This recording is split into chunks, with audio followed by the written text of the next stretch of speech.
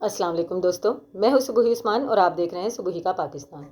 दोस्तों, पकड़ धकड़ का सिलसिला तो पाकिस्तान में जारी है ही। किसी भी सियासतदान के पास इतना फजूल वक्त नहीं है कि वो बैठ के आवाम के हुकूक, आवाम की बारे में बातचीत करे, महंगाई के ऊपर बातचीत करे कि ये जो महंगाई का जिन है जो निकल के बाहर आया हुआ है, इसको किस तरह से काबू किया जा सकता है। इन सब चीज़ों के लिए तो टाइम है ही नहीं, शायद ये उनके मैंडेट में ही शामिल नहीं है। लेकिन हाँ, पकड़ धकड़ के लिए सबके पास टाइम है। अब इसको पकड़ लिया, अब उसने पीटीआई को छोड़ दिया, अब उसको पकड़ लिया, अब उसने पीटीआई को छोड़ दिया। बस फिलहाल यही सब हो रहा है। लेकिन इस सब के दरमियान ही हम देखते हैं कि राना सनाउल्लाह साहब एकदम से ऐलान करते हैं आधी रात पे, रात के 12 सवा 12 बजे कि जी मैं प्रेस कॉन्फ्रेंस करने लगा हूँ। और उनकी इस प्रेस कॉन्फ्रेंस करने से पहले नून लीग के बहुत सारे जो सहाफ़ी हैं, नून लीग के बहुत सारे जो बंदे हैं, वो ये कहते हैं मरियम औरंगज़ेब समेत कि राना सनाउल्लाह जो हैं बहुत ही अहम किस्म की प्रेस कॉन्फ्रेंस करने वाले हैं। और मेरी कौम से अपील है कि इस प्रेस कॉन्फ्रेंस को ज़रूर देखें, और जितने लोग भी इसको देखें तो इस चीज़ को आगे शेयर करें या एक दूसरे तक पहुँचाएँ। अब जो है क्या कहते हैं, सारी कौम हैरान हो गई कि रात के इस वक्त जहाँ ऐसे हालात जा रहे हैं, तो शायद राना सनाउल्लाह को ये ख्याल आया कि बेचारी आवाम इतना बुरा पिस रही है और हम सिर्फ पकड़ धकड़ के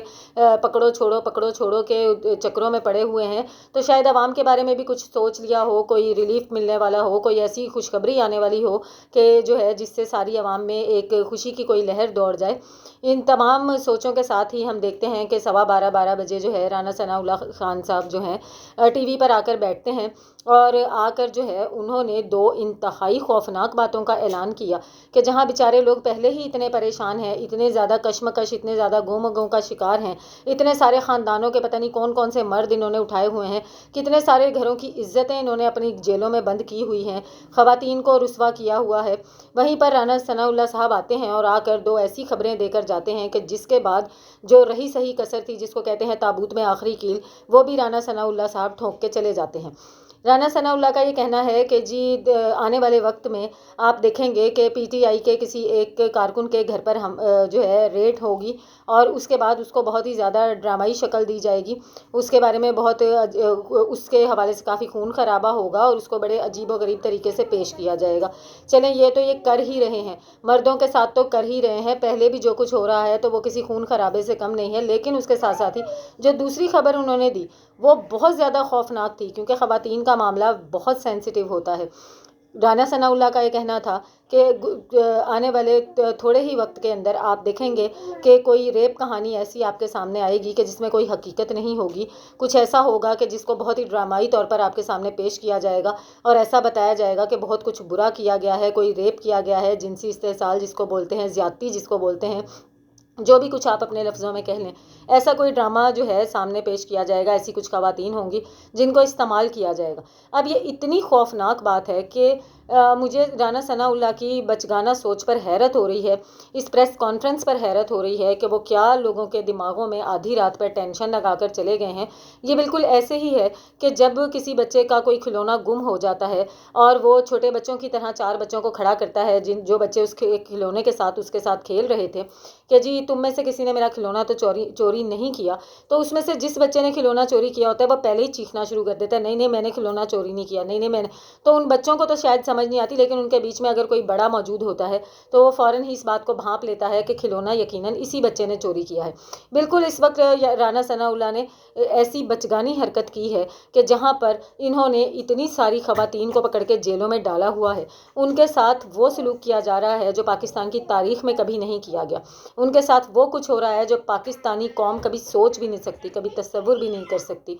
लोगों के जहनों की, दिमागों की टेंशन बनी हुई है। उन खवातीन के घर वाले रो रहे हैं, बिलक रहे हैं, और ऐसा सोचा जा रहा है कि पता नहीं उनके साथ कोई जिनसी ज़्यादती ना हो रही हो, कुछ इस किस्म का ना हो रहा हो कि जो बाद में नाकाबिले बर्दाश्त हो जाए। वहीं पे राना सनाउल्लाह आते हैं और आकर ये ऐलान करते हैं कि कुछ वक्तों में आपके सामने कोई ऐसा ड्रामा आने वाला है, कोई ऐसी रेप कहानी आने वाली है कि जिसको सुनकर आप लोग जो है बहुत ही ज़्यादा कौम में गम और गुस्सा पैदा हो जाएगा, लेकिन उसमें कोई हकीकत नहीं होगी।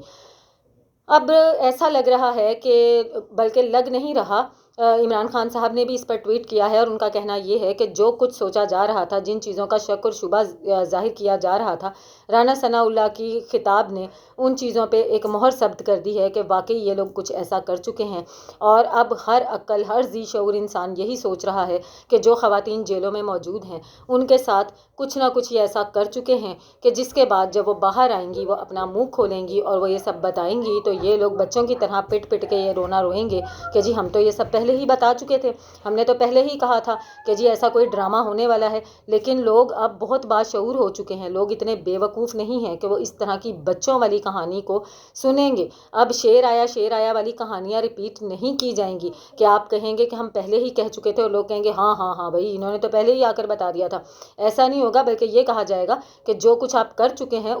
بالکل ایسا لگ بھی رہا ہے اور ایسا ہی ہوا ہے کہ یہ سب یہ لوگ کر چکے ہیں، اور اب اس کو کور کرنے کے لیے یہ آ کے اس طرح کے خطابات کر رہے ہیں، اس طرح کی باتیں، اس طرح کی بکواسیات ہم لوگوں کو سنا رہے ہیں۔ اس کے بعد اتنی زیادہ سوشل میڈیا پر ہنگامہ ہوا ہے، لوگ اتنے سوال کر رہے ہیں، اتنی باتیں پوچھ رہے ہیں۔ رانا ثناء اللہ صاحب اب بالکل ہی منظر سے غائب ہو گئے ہیں۔ ان کو چاہیے کہ جس طرح کی پریس کانفرنس انہوں نے کی ہے، جس طرح کا خوف مزید لوگوں کو، قوم کو لگایا ہے، اس کے بارے میں آ کے کوئی جواب تو دیں۔ وہ جواب نہ دیں، نون لیگ کا کوئی کارکن تو جواب دے، لیکن چاروں طرف خاموشی ہے، کوئی ان سوالوں کا جواب دینے کو ہی تیار نہیں ہے کہ بھائی کس کے حوالے سے ریپ کہانی آنی ہے، کس بارے میں ریپ کہانی آنی ہے، کہاں پر ایسا کچھ ہو رہا ہے کہ جس کی وجہ سے بعد میں آ کے ایسی کہانی ڈالی جائے گی۔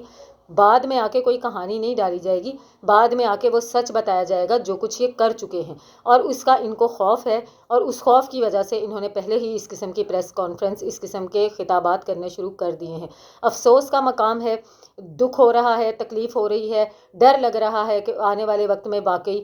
کیا کچھ ابھی ہمیں دیکھنا ہے، کیا کچھ ہم لوگوں نے سننا ہے۔ اور کیا کہتے ہیں، سب سے زیادہ فکر ان خواتین کی ہو رہی ہے جو اس وقت جیلوں میں بند ہیں اور جن کو کے گھر والوں کو ان تک کھانا پہنچانے کی اجازت نہیں ہے۔ جیل میں بند ختیجہ جو ہیں ان کا پیٹ شدید خراب ہے، وہ علیل ہیں، اور کیا کہتے ہیں ان کے گھر والوں کو ان تک کھانا پہنچانے کی یا ان سے ملنے ملانے کی اجازت نہیں ہے۔ ان خواتین کے ساتھ کیا سلوک ہو رہا ہے یہ ہم لوگ نہیں جانتے، یہ جب آئیں گی تب ہی بتائیں گی۔ اور پھر یہ جو